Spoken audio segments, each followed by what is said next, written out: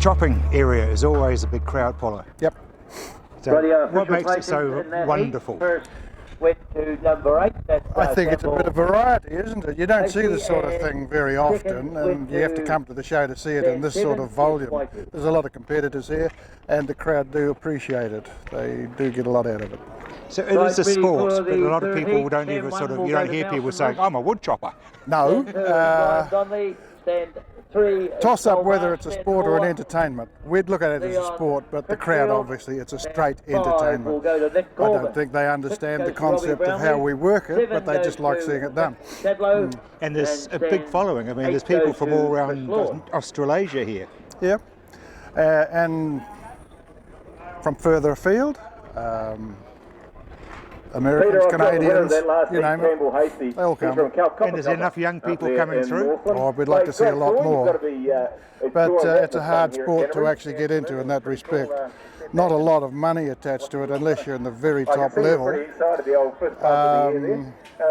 And obviously family take precedence, so that's basically a philosophy we have. The family comes first, so this fits in after family.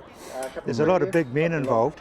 Oh yes, 160, 170 kilos, some of them. It doesn't follow that the bigger ones are the better ones. I've known some very good smaller ones. And how fit do you guys have to be? Well, we'd range from terribly unfit to very, very fit. It just depends on your goals and aspirations in the sport. And you obviously got a PA man who's fairly loud. North Island teams. Yes.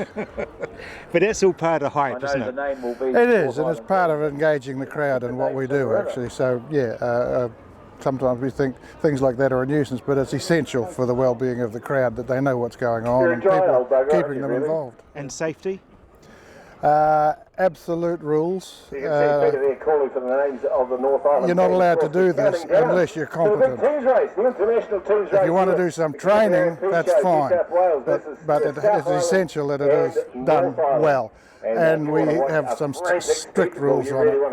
At any time, there can only be competitors and organised officials in the arena. No one else is permitted. And you don't see people losing feet, despite the fact that there's a very sharp axe swinging.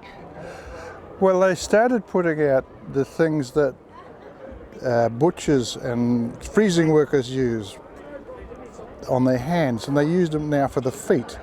So it's a mesh guard, so it's more difficult to actually hurt yourself these days.